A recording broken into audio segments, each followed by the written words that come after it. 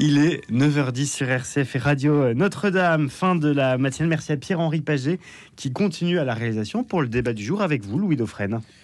Et oui, comme chaque matin, entre 9h et 10h, on est heureux d'accueillir Sophie Dravinel et Jean-Pierre Denis. Eh bien, moi, je vous retrouve demain matin à partir de 6h30. Très bon débat. RCF et Radio Notre-Dame, le débat du jour. Et au menu de ce grand débat, on va s'interroger sur la nomination de Marine Rosset à la tête des Scouts et Guides de France. Vous avez vu sans doute qu'il y avait une petite polémique sur le sujet. Elle a 39 ans et ses positions, son engagement politique surtout, pose une question sur le rapport à l'Église de ce mouvement de jeunesse qui est affilié donc à l'Église catholique mais qui est indépendant. Donc on va essayer d'étudier un petit peu cette question-là avec nos débatteurs. On parlera aussi de l'émission que vous avez peut-être vue sur France Télévisions. Sommes-nous tous racistes ? Le poids des stéréotypes mis en lumière par une série d'expériences. Vous savez, on vous fait entrer dans une pièce et savoir à côté de qui vous allez vous asseoir. Tous les inconscients qui parlent pour nous ou contre nous. Il y a beaucoup de choses à dire sur cette émission, sur la manière aussi dont elle a été conçue. Et comme elle a pas mal d'écho aussi sur les réseaux sociaux, c'est l'occasion d'en parler avec nos débatteurs. Dans l'actualité plus immédiate, il y a la situation en Iran. Alors on part sur un cessez-le-feu, mais les choses sont quand même complexes. Il y a une frappe israélienne qui a tué encore un scientifique ce matin. Mais Donald Trump dit que le cessez-le-feu entre Israël et l'Iran a bien été accepté. Et puis la question des retraites qui connaît non pas un épilogue, mais un nouvel épisode. Avec de nouveau des rencontres. François Bayrou qui va recevoir les partenaires sociaux pour trouver une voie de passage après l'échec du conclave. Sophie Dravinel est chroniqueur à Public Sénat, ancienne journaliste au Figaro. Bonjour Sophie. Bonjour, on peut aussi dire chroniqueuse, mais chroniqueur, ça me va encore. Qu'est-ce que vous préférez ? Chroniqueuse. Eh bien, je dis chroniqueuse. Super. Jean-Pierre Denis est également des nôtres, qui a fondé le média Théopolitique après avoir dirigé La Vie. Bonjour Jean-Pierre. Bonjour, alors oui, je suis fondateur, pas fondatrice par contre. Je tiens à rassurer vos auditeurs. Je vois que vous avez pratiqué l'art du contre-pied, du décalage, Jean-Pierre. Alors écoutez, on va commencer par cette information qui à la fois touche le milieu de la jeunesse, le milieu de l'Église, mais sans vraiment être non plus une info ecclésiale en tant que telle, puisque c'est la question de la nomination donc à la tête des Scouts et Guides de France d'une personne qui était jusqu'à présent vice-présidente des Scouts et Guides de France. Marine Rosset, qui était d'ailleurs chroniqueur ou chroniqueuse sur notre antenne il y a quelques années dans la question du jour. Je pense qu'elle dirait chroniqueuse. Mais oui, je pense aussi. Et qui donc a pris de nouvelles responsabilités. Cela a suscité quelque peu une polémique parce qu'elle a un engagement politique assez marqué. Elle s'est présentée d'ailleurs aux élections sous les couleurs de la NUPES, Nouveau Front Populaire, et puis elle a aussi eu des prises de position sur un certain nombre de sujets sociétaux qui ont créé une forme de malaise dans la communauté catholique, si on peut parler au sens large, où je reprends ici un titre du journal Le Monde. Marine Rosset, socialiste et homosexuelle, nommée à la tête des Scouts et Guides de France, le malaise d'une partie de la communauté catholique. Jusqu'où peut-on sonder ce malaise et sur quoi repose-t-il ? Jean-Pierre Denis, vous avez écrit un long papier sur le sujet. Oui, j'ai fait toute une enquête pour Théopolitique sur ce sujet, parce qu'effectivement, on est au croisement précisément de la religion et de la politique. Et c'est bien le sujet et je dirais le problème. Il y a évidemment toujours ce procès qui flotte au-dessus des Scouts et Guides de France dans un certain milieu catholique, conservateur, qui fait ce procès qui est ou qui n'est pas un procès d'intention en catholicité de ce mouvement. Il y a autour de cette élection évidemment certainement un refus du fait qu'une personne homosexuelle puisse diriger un mouvement catholique. Ça s'exprime parfois de manière violente. Les épithètes homophobes surgissent, c'est vrai. Mais je ne crois pas que ce soit le fond du sujet. Et en réalité, toute mon enquête montre même exactement le contraire. Le vrai problème, c'est que les Scouts et Guides de France sont bel et bien une association catholique. C'est dans leur statut. Ils ont d'ailleurs des statuts. Ils ont deux statuts, des statuts de droit civil et des statuts de droit canonique. Ça veut dire que c'est une association reconnue par l'Église catholique. Mais pour autant, c'est une association indépendante. Et ça, c'est le droit canon. C'est-à-dire qu'elle élit librement son président ou sa présidente. Et ça ne revient pas aux évêques de valider ce choix.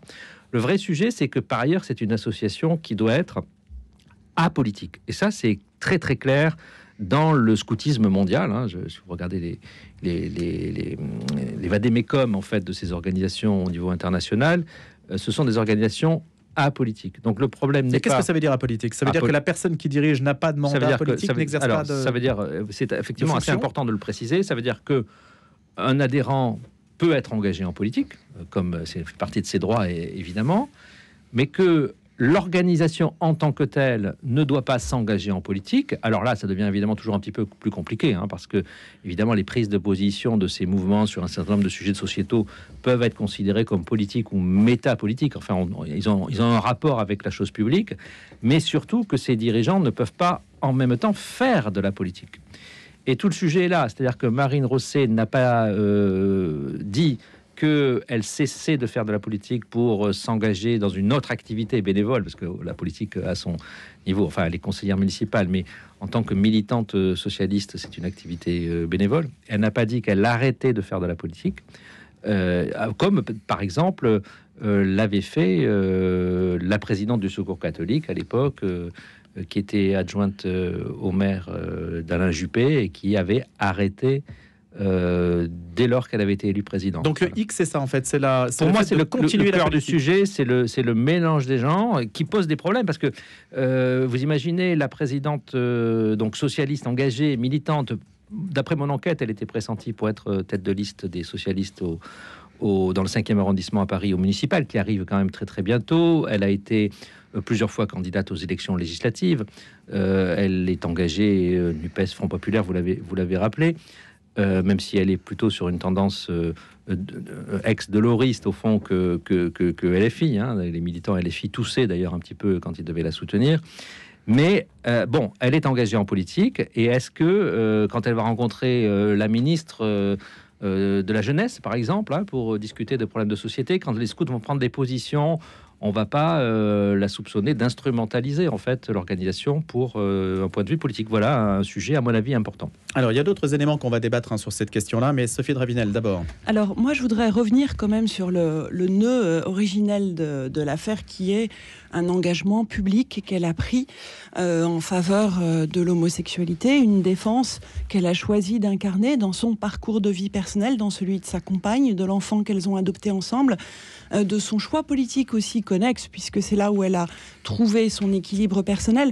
Moi, je n'évacuerai pas aussi vite que vous la question de son engagement en faveur pour la défense de l'avortement, du droit à l'avortement et des couples homosexuels, parce que je pense que ça manifeste un nœud, un souci, une question dans le monde catholique, et qu'il est bien d'y faire face, même si effectivement il y a derrière des enjeux politiques que vous avez très justement soulignés, mais je ne voudrais pas que dans l'opinion des chrétiens cela évacue trop vite la question de ses choix et de la façon dont elle les porte publiquement et politiquement. Mais qu'est-ce que vous voulez dire en disant évacue? C'est-à-dire que eh bien, c'est une façon de botter en touche, de dire en fait la question elle est d'abord politique, oui, mais il y a aussi la question qui se pose de savoir si, en étant à la tête d'un mouvement au sein de l'Église catholique, un mouvement catholique, un mouvement reconnu par l'Église, dont les enfants, voilà, qui est un mouvement éducatif, on puisse être en faveur et rendre hommage à tous ceux qui ont combattu en faveur du droit à l'avortement, qui est exactement orthogonal avec l'engagement catholique. C'est une question. Moi, je n'ai pas de réponse à cette question-là. Je pense que ce problème, et c'est là où je voudrais m'arrêter devant un constat, sans apporter de réponse, exprime un nœud au sein de l'Église catholique aujourd'hui. Que fait-on chez les catholiques du droit des homosexuels? Que fait-on de l'engagement des homosexuels dans l'Église catholique? Est-ce qu'il y a un retrait à avoir dans un mouvement éducatif, ou est-ce qu'il faut l'assumer, avancer? Moi, je n'ai pas de réponse, mais je pense que ces questions sont intéressantes à assumer et à regarder en face aujourd'hui. Et je pense qu'il y a chez elles cette volonté-là. Je dirais qu'il y a une volonté militante de faire advenir quelque chose qui était auparavant de l'ordre de l'hypocrisie. Moi, j'ai passé quelques années au Vatican où l'homosexualité est quelque chose d'extrêmement répandu. Et que quand on me parlait de l'orientation d'un prêtre, je ne savais pas si c'était l'orientation sexuelle ou liturgique. Donc, à ce point, évidemment. Évidemment, j'ai passé 5 ans au Vatican, c'était la question, c'est l'éléphant dans la pièce. Bon, cette question-là, elle est évidemment à reposer aux origines du scoutisme, dont on s'est toujours demandé si Baden-Powell était lui-même homosexuel ou non. En tout cas, il était franc-maçon, comme Rudyard Kipling, comme d'ailleurs le principal, le roi d'Angleterre, qui est le chef de ces francs-maçons, ce qui était complètement orthogonal avec l'Église catholique aussi. Et on sait que le père Sevin avait justement été un de ceux qui ont voulu apporter le côté catholique et donc prendre ses distances. Il y a toujours eu dans ces mouvements scouts cette tension-là, y compris sur l'homosexualité. L'Église a réussi à catholiciser le scoutisme, absolument. Mais au départ, ça n'était pas du tout ça. Absolument, mais la question du scoutisme, c'est inhérent aussi à la question de l'homosexualité. Qui sont tous ces jeunes chefs homosexuels qui se sont ébahis toute leur... sur les dessins de Pierre Joubert, qui présentait ces éphèbes, ces jeunes éphèbes dans tous les livres des signes de piste. Enfin, il faut être clair, cette question de l'hypocrisie, elle est très forte. Alors, Pierre Joubert, paix à son âme, et ses dessins, un immense illustrateur, reconnu par tous les plus grands illustrateurs. Il n'empêche que ces dessins ont été la source d'une espèce de fascination pour le corps des très jeunes hommes que l'on voit régulièrement dans le scoutisme. Et moi, j'ai mes enfants dans le scoutisme, et j'ai été scout, et j'ai été chef scout, et je pense que c'est un grand apprentissage. Mais je pense que cette affaire nous permet de regarder clairement les choses, et sinon de répondre à des questions, au moins de les présenter clairement. Oui. Donc on lève une hypocrisie en fait, c'est ça oui, sauf qu'on n'en sort pas. Sophie Rabinal. Mais je suis d'accord avec tout ce qu'a dit Sophie, qui sont des vrais sujets. Je mettrai un bémol sur le côté franc-maçon qui fait sonner tout de suite des petites clochettes supplémentaires, parce que on est dans un cadre... C'était le début du XXe siècle. Oui, et puis on n'est pas dans un cadre français, on est dans un cadre... en Afrique du Sud, en l'espèce. Oui, ça, les notions n'ont pas tout à fait la même réverbération que dans notre histoire française, mais c'est, à la limite, ça c'est un point... à l'époque, si, un petit peu, si je peux me permettre. Ouais. Sur le début du scoutisme, le père Sevin, c'était bien la réticence qu'il y avait à l'Église catholique, c'était bien par rapport à ça. Oui, enfin, en tout cas, ce que je veux dire, c'est que c'est pas le sujet principal. En revanche, sur cette question de l'homosexualité, je souscris à tout ce que Sophie disait à l'instant, sauf que, précisément, et moi c'est ça qui m'interroge, le sujet n'est pas mis sur la place publique par les scouts. Le communiqué du mouvement est absolument lénifiant, c'est-à-dire qu'on apprend que voilà, elle est engagée dans l'élu local. Elle était déjà vice-présidente. Hein. Élu local, ça veut dire quoi? Et c'est effectivement le paradoxe d'un engagement qui, en politique, est très clair, c'est-à-dire que quand elle fait de la politique, elle se situe très clairement avec un point de vue très engagé sur la question du droit à l'avortement, sur la question de la lutte contre l'homophobie, et je pense que c'est très important de le rajouter à cet instant, dans sa foi catholique, et ce qui suppose aussi un certain courage dans les milieux politiques. Donc, il faut quand même le rappeler, parce qu'on était habitué plutôt à ce que les catholiques se cachent. Mais et si vous me permettez l'expression, ben oui, c'est ça qui est nouveau, justement. Ils font, si je me permettez l'expression, ils font aussi leur coming out en politique. Donc ça, c'est un engagement personnel, public. Et dès lors que cette question est si importante, à la limite, moi, j'aurais compris que le mouvement dise, ben oui, nous avons fait ce choix, parce que l'heure est de sortir, de l'hypocrisie, peut-être, ça se défend, de dire, il y a beaucoup de jeunes aujourd'hui qui se posent des questions sur leur orientation sexuelle, qui sont peut-être face à des situations difficiles. On sait que c'est très difficile chez les jeunes homosexuels, qu'il y a des taux de suicide importants, ça, de dire, voyez, quelque part, n'ayez pas peur. Enfin voilà, ça serait quelque chose de cohérent, sauf que c'est justement précisément quelque chose que le mouvement a caché. C'est ça qui est un peu... Mais peut-être ne voulait-elle pas en faire un étendard. Alors si je peux me permettre, je ne sais pas. Oui, mais si je peux me permettre, Jean-Pierre, je pense que juste après, j'apporte je ne suis pas sûre qu'ils avaient l'intention de le cacher. Je pense que c'est une forme de soft power, c'est-à-dire qu'elle est arrivée à la tête, elle savait sans doute qu'il allait y avoir cette polémique, parce que ses prises de position étaient on ne peut plus publiques, puisqu'elle n'a pas cessé de le dire pendant ses campagnes politiques.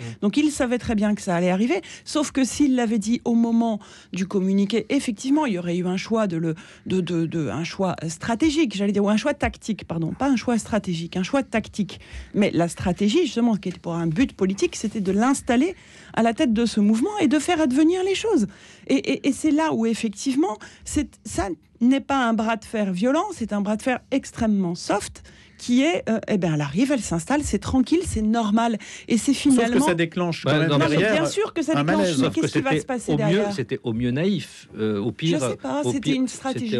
C'était au mieux... la preuve, Vous pouviez penser que ça passerait inaperçu? Non, je sais bien qu'il allait... Et je sais bien, je n'en sais rien, puisque je ne suis pas à leur place, mais je me doute qu'ils devaient se dire qu'il y aurait une crise, mais qu'il valait mieux, effectivement, que de toute façon, il y aurait une crise. Donc, ça allait être apporté sur la place publique, il valait mieux Enfin, je ne sais pas Moi, je quelle a crois été leur stratégie, Je mais crois je pas. pense Je qu'ils pense que ne sont pas naïfs du tout. Ben, écoutez, en tout cas, soit il y a naïveté, soit il y a manipulation. C'est ça le problème. Peut-être.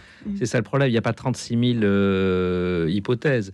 Voilà, moi je pense que je trouve intéressant que 12 ans après la manif pour tous, de constater qu'en fait le sujet de l'homosexualité reste à la fois, comme Sophie le disait, un peu l'éléphant dans la pièce dans le monde catholique, et en même temps de constater avec cette élection que beaucoup de catholiques ont tourné la page et on en aura le bol d'en entendre parler et considèrent qu'aujourd'hui qu'une femme vive avec une autre femme et ait eu des enfants par d'ailleurs j'en sais pas quelle méthode, j'en ai aucune idée, je veux pas, ça m'en regarde pas, ne les regarde pas précisément, voilà. Et donc il y a une forme de volonté de tourner la page. Alors, ce que je voudrais quand même dire, c'est que Sophie disait il y a un nœud. Pour moi, il y a deux nœuds. C'est pas il y a plein de nœuds. Et c'est bien le problème d'ailleurs de cette histoire, c'est que elle n'était pas forcément la mieux placée en réalité pour incarner ce changement de cap ou cette maturation on mettra les mots qu'on veut dans le monde scout.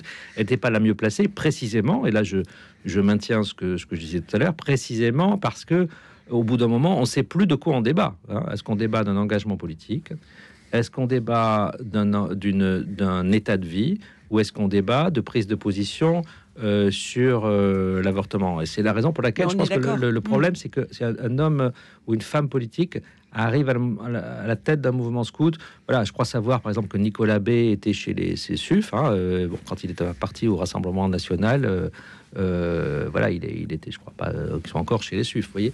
Donc, en tout cas, pas à des niveaux de responsabilité. Les scouts unitaires de France, qui sont un mouvement un peu intermédiaire entre les scouts d'Europe et les scouts de France. Mais je voudrais juste un point, si vous me permettez. Jean-Pierre. C'est la question de l'avortement qui est en fait un sujet. Voilà, c'est un sujet. Mais et là, il y a une vraie question qui est aussi un éléphant dans la pièce, c'est-à-dire les catholiques qui sont favorables au droit à l'avortement, en plus tel qu'il était au moment de la loi Veil ou tel qu'il est aujourd'hui. On parle plus exactement de la même chose.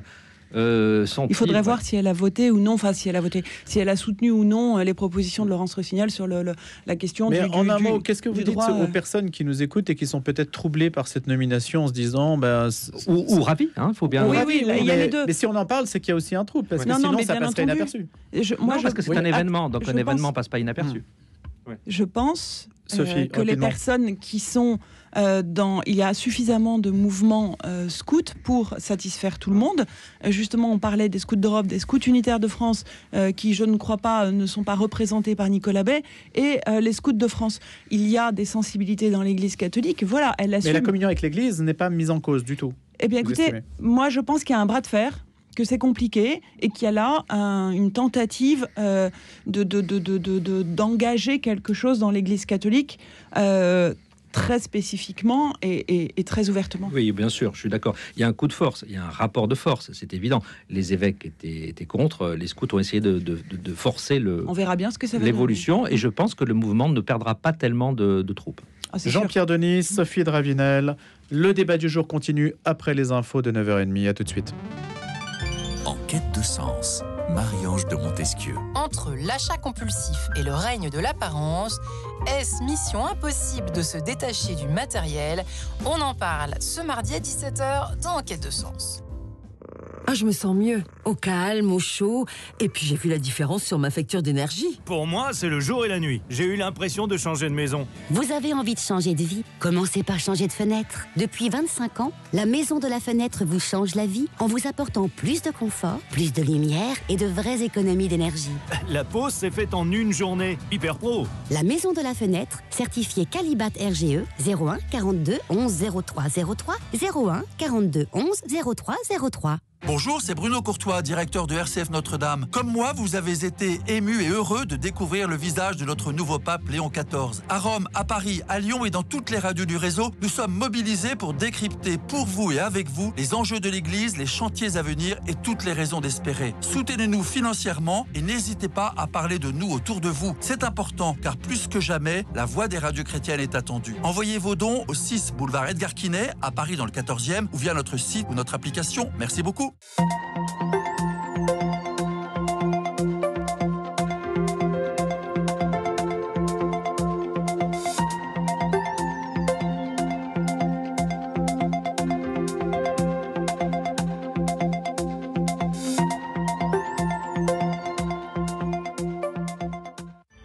9h30, Cécile Mérieux pour les infos, bonjour. Bonjour, le président américain Donald Trump a annoncé l'entrée en vigueur d'un cessez-le-feu entre l'Iran et Israël. L'État hébreu a accepté la trêve en affirmant avoir atteint tous ses objectifs et en remerciant Washington pour sa contribution pour éliminer la menace nucléaire iranienne. Fin de citation. Les frappes américaines en Iran et la riposte de Téhéran seront évidemment dans tous les esprits. L'OTAN se réunit en sommet aujourd'hui et demain à La Haye. Sous la pression du président américain, l'Alliance s'apprête à s'engager sur une hausse spectaculaire de ses dépenses de sécurité.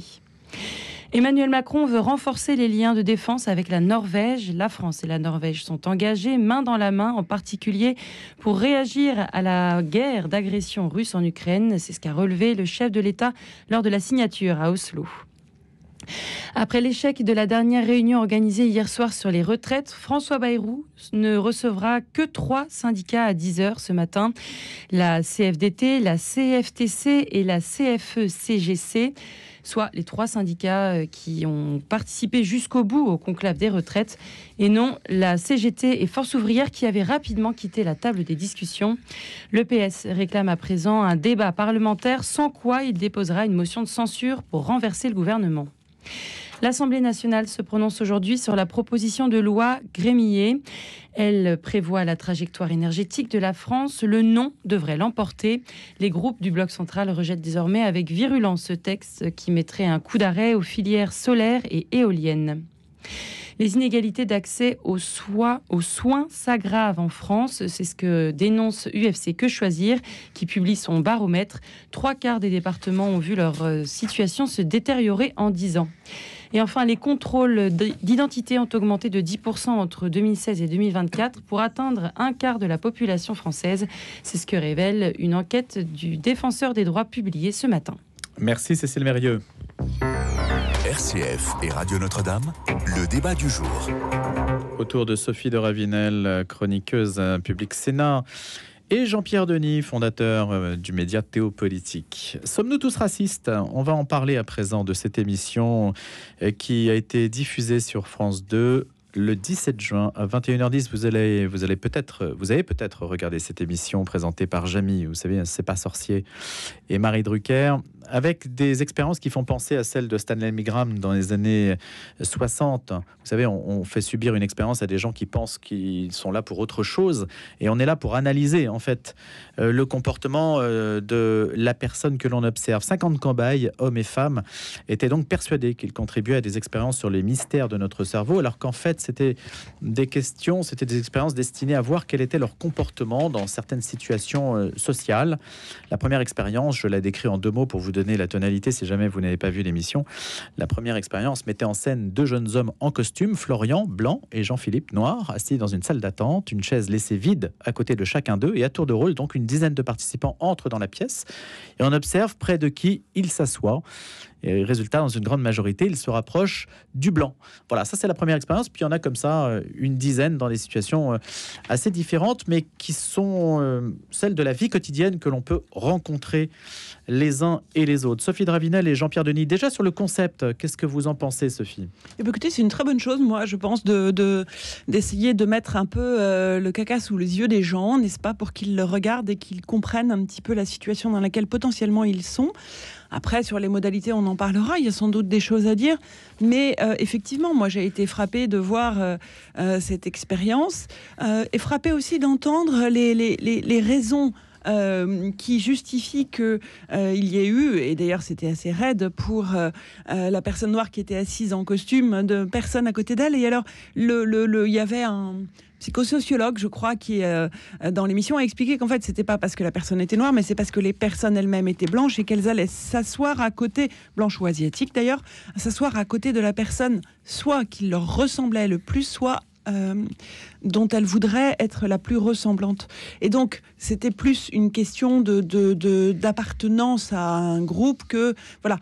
C'était reptilien, c'était le terme qui est utilisé. Après, moi, je pense qu'effectivement, il y a des biais dans chacun de nos comportements, même que dans l'intelligence artificielle et dans les langages, n'est-ce pas, les LLM, les Large Language Models, ChatGPT et consorts, il y a des biais.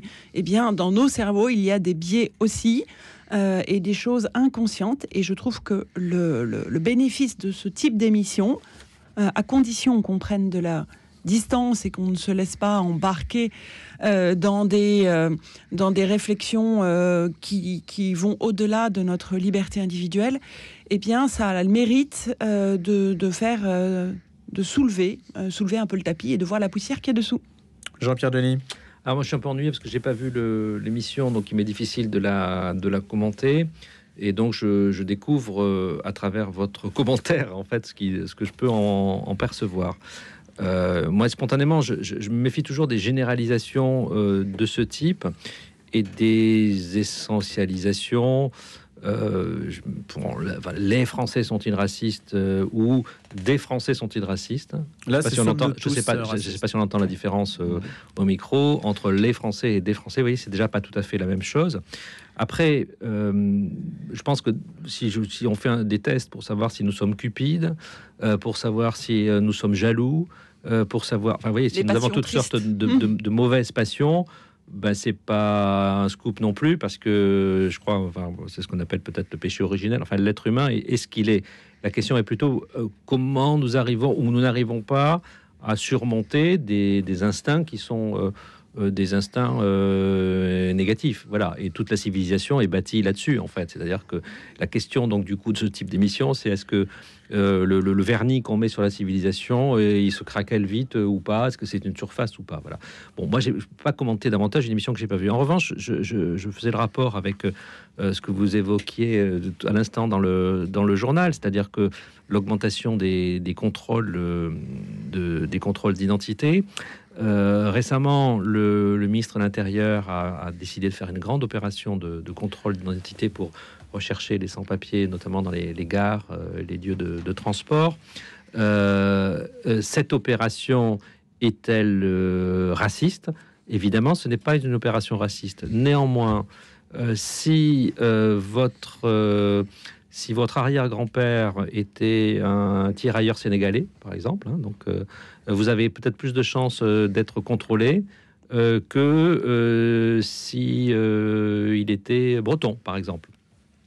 Donc il y a évidemment, parce qu'on va suspecter, si votre peau est noire, on va suspecter que vous avez, et à juste titre d'ailleurs, que vous avez plus de chances statistiquement de venir d'un pays d'Afrique. Donc c'est à juste titre, Jean-Pierre, ça veut dire que c'est justifié par l'expérience. Non, mais c'est justifié par les statistiques. C'est-à-dire que les migrants venant d'Afrique, si vous avez la peau noire, on va penser que vous avez plus de chances d'être un sans-papier que de ne pas être un sans-papier. Donc cette opération est à la fois, on va dire, raciste, c'est-à-dire que si je suis arrière-petit-fils d'un tirailleur sénégalais et que je suis le cousin de quelqu'un qui est en France depuis pas mal de générations, pourquoi on va me demander plus souvent mes papiers qu'à Louis Dauphren, par exemple? Voilà. Je ne sais pas si on vous arrête souvent Louis Dauphren pour voir si vous êtes en situation irrégulière.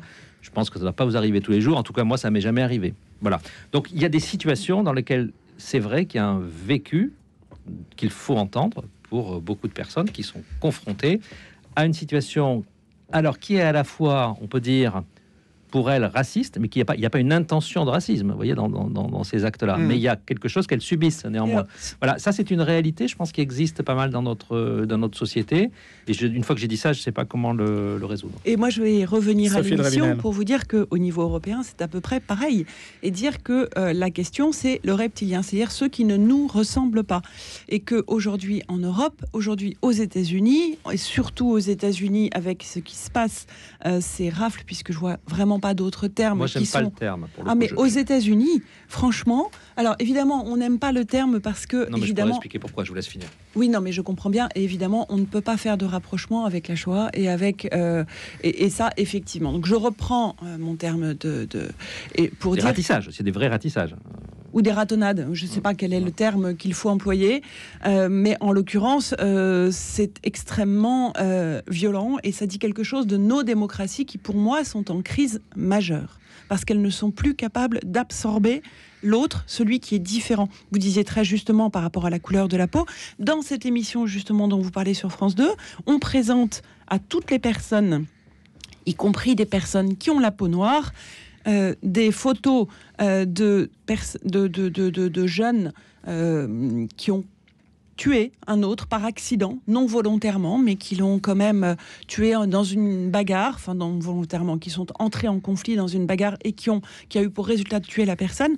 On a demandé quel était le nombre d'années dont cette personne devait écoper par la justice. Eh bien, la personne de faciès maghrébin avait largement plus, 10-15 ans de prison, et la personne qui avait un faciès de jeune avec une bonne tête, entre guillemets, blond européen, avait 2 ou 3 ans. Et ce sont les Asiatiques qui étaient les plus sévères sur les Voilà, mais les personnes noires aussi. Donc en fait, il y a quelque chose qui est quand même très impressionnant,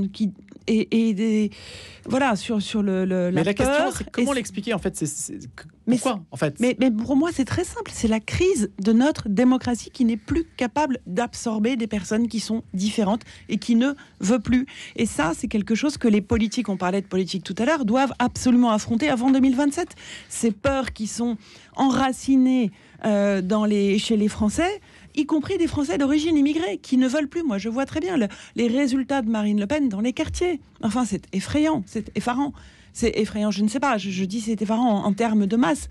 Mais pourtant, Sophie Dravinel, on a eu quand même, depuis, je ne sais pas, les années 80, un discours antiraciste très très fort en France. Oui, non mais qui est tenu par quantité d'autorité. Et normalement, ça aurait dû produire ses fruits. Absolument, et ça n'a pas produit ses fruits en Angleterre, où le système est extrêmement multiculturel et très différent. Et ça produit des tensions comme chez nous, nous avons d'autres tensions. Mais bien écoutez, il y a une question économique. C'est évident qu'il y a eu un sujet économique, savoir comment est-ce que l'intégration a été menée sur les choix culturels que nous avons posés depuis les années 70-80. Et là, il y aurait tout à revoir. Beaucoup de sociologues l'ont fait, et je pense qu'effectivement, il y a eu des choix politiques qui n'étaient pas adaptés ou des courages qui n'ont pas été exprimés. Je l'ignore, mais en tout cas, aujourd'hui, nous sommes en crise. Il y a des peurs qui sont ancrées. Cette émission le montre très bien. Non, mais il y a énormément de tensions en Angleterre. Enfin, il y a au moins autant de tensions en Angleterre que chez nous. Complètement. Je dis que le système ne fonctionne pas plus en Angleterre. C'est ça, est-ce que ce n'est pas paradoxal de dire « Sommes-nous tous racistes ?» C'est le titre de l'émission. Alors que les sociétés multiculturelles, en fait, c'est surtout l'Occident qui en héberge beaucoup, telles qu'on les connaît aujourd'hui. C'est-à-dire, on ne peut pas reprocher aux Occidentaux de ne pas être multiculturels dans la mesure où ce sont eux qui portent le plus ce modèle. Oui, bien sûr, nos sociétés Donc c'est un paradoxe de dire que les gens sont racistes alors qu'en fait, ils hébergent beaucoup. Mais c'est un paradoxe. De personnes venant d'ailleurs. C'est un paradoxe, effectivement. Nos sociétés sont multiculturelles jusqu'au point où ce multiculturalisme entre en crise, en fait. Et on est à ce moment-là, voilà. Et en fait, il y a des civilisations, il y a des moments multiculturels, il y a des villes multiculturelles qui sont souvent des moments, et puis ils sont suivis par aussi malheureusement des moments de crise. Et là, on est vraiment, tel que Sophie l'a décrit, dans un moment de crise. J'ai bien aimé quand vous avez dit les sociétés ne peuvent plus, ne veulent plus. Voilà. Et alors, mais moi, je me méfie, voilà, beaucoup des généralisations, parce que quand on dit les sociétés ne veulent plus, ne peuvent plus, c'est aussi une question, parce que dans nos sociétés, il y a des gens qui veulent encore plus et des gens qui ne veulent plus du tout. Voilà. C'est bien là qu'on en est. Voilà. Mais je peux pas. Moi, manipulation, bien sûr, la manipulation des esprits par ceux qui considèrent qu'il n'y a pas de solution. Moi, je pense qu'il y a des solutions. Lesquelles, Sophie, selon vous? Eh bien, par... Parce que vous dites qu'il y a une urgence, hein, vous parlez de 2027, donc c'est quand même très très proche. Oui, absolument, et je pense que de toute façon, on ne pourra pas faire l'économie d'une acmé d'un moment de crise sur lequel... après lequel ou au cours duquel tout devra être remis à plat sur des choix économiques, culturels, d'intégration et qu'est-ce qu'on peut faire chacun mieux? Devra faire qu'est-ce qu'on peut efforts. faire mieux aujourd'hui que ce que l'on fait? Qu'est-ce qu'on peut faire de mieux? Je pense qu'en politique de la ville, il y aurait eu beaucoup de choses à faire. Moi, j'ai travaillé pendant des années sur la question des transports en Île-de-France, ne serait-ce que cela. De voir des personnes assignées à résidence à 10 ou 15 km de Paris, je trouve ça fascinant. Et je trouve ça extrêmement fou. Ça veut dire qu'ils n'ont jamais, pendant toutes ces années, trouvé le moyen de faire en sorte que ces jeunes qui vivent à 15 km de Paris n'ont jamais mis les pieds dans la capitale. Et je discutais l'autre jour à l'occasion d'un dîner organisé par le gouverneur de Paris sur la cohésion nationale et sur la façon dont la défense pouvait dialoguer avec les quartiers en difficulté, d'entendre une professeure de Seine-Saint-Denis me dire « Nous, quand on vient à Paris, il faut qu'on ait notre passeport. On ne vient jamais à Paris. Quand on va au musée, on est jeté. » Enfin, je veux dire, c'est tout ça qui... Mais de fait, allez-y. jeté par les autres personnes qui sont là et qui n'aiment pas voir des jeunes un peu bruyants, un peu agités, qui vont dans un musée, qui n'ont pas le même rapport aux œuvres d'art, qui n'ont pas le même rapport à la culture, qui ne connaissent pas cette culture et qui sont voilà. Et c'est toute une histoire de codes. Ils n'ont pas les codes ou ils n'ont pas les mêmes codes et ils ne parviennent pas à trouver ce lien qui leur permette d'avoir envie d'être français. Plutôt, ils ont dans cette double appartenance, dans cette double. Mais là, on va loin. Et évidemment que l'Algérie et le gouvernement actuel essayent d'utiliser tous ces jeunes Algériens comme une 5e colonne en France, surtout en période de tension. Mais ces jeunes-là n'ont pas forcément du tout envie d'être embarqués par le gouvernement algérien. Ils sont entre deux cultures et ils ne savent pas bien dans laquelle ils vont être. Et c'est cette espèce de bascule permanente entre un pays d'origine et la France. Et il faut que la France leur donne envie d'être français. Je reviens sur l'expérience, puis ce sera le dernier mot sur le sujet. Je reviens sur l'expérience en tant que telle. C'est-à-dire, vous entrez dans une salle d'attente, etc. À côté de qui on s'assoit. On est quand même dans une société du libre choix. C'est-à-dire, aujourd'hui, personne ne conteste le fait que... Enfin, la première chose que l'on dit, c'est mon choix, dans tous les domaines. En quoi, donc, est-ce mal de choisir ou d'exprimer une préférence ? Puisque là, les gens peuvent exprimer une préférence, même inconsciente, sur l'endroit où ils vont s'asseoir.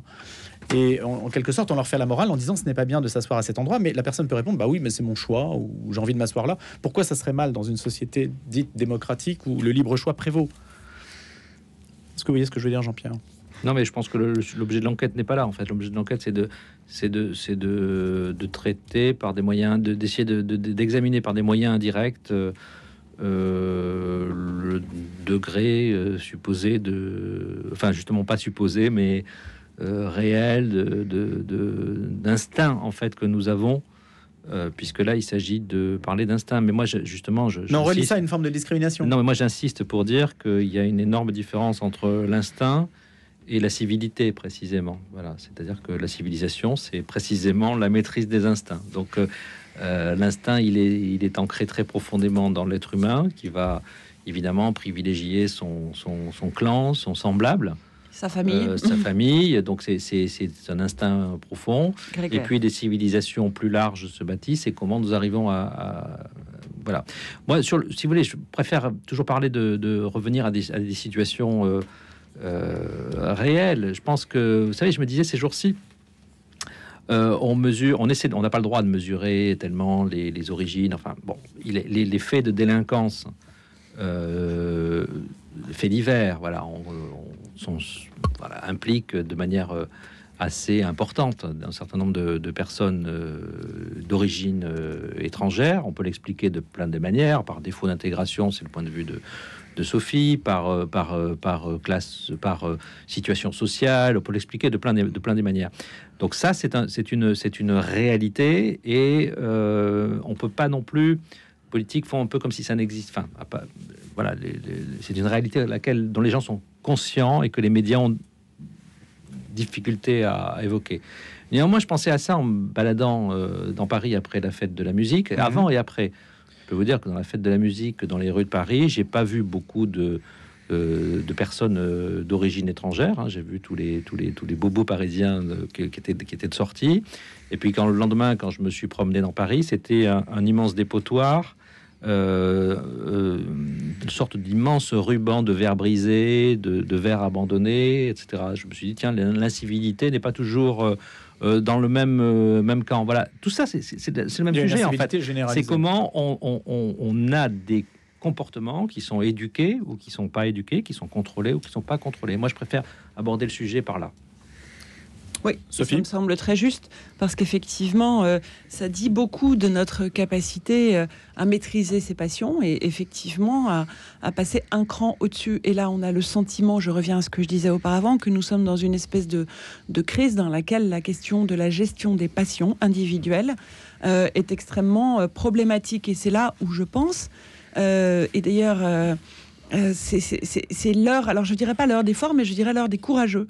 C'est-à-dire que c'est un moment, nous sommes à une époque où il faut être courageux, et c'est-à-dire faire face à ses instincts, faire face à ses peurs, les regarder et les gérer avec intelligence. Mais effectivement, c'est compliqué.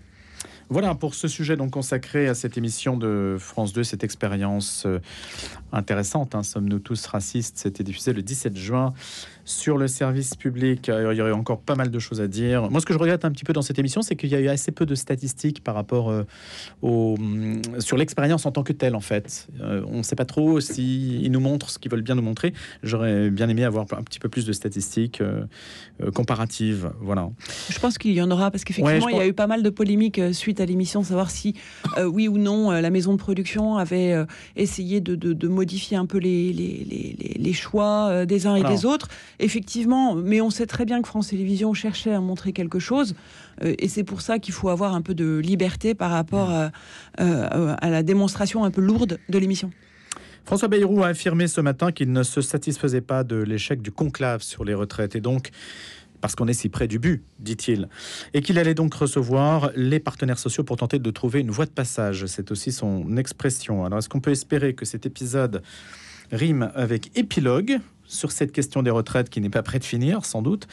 Est-ce qu'on l'affronte sérieusement avec toute la responsabilité que requiert la situation financière de la France? Jean-Pierre Denis, Sophie Dravinel. Jean-Pierre.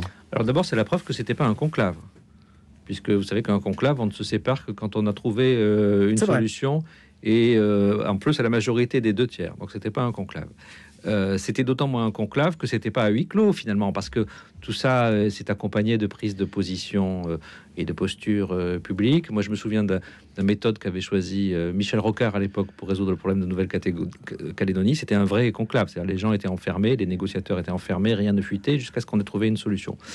Moi, j'ai un peu le sentiment que François Bayrou n'avait pas la volonté de résoudre ce problème, et je pense que c'était le sentiment d'un certain nombre de partenaires sociaux.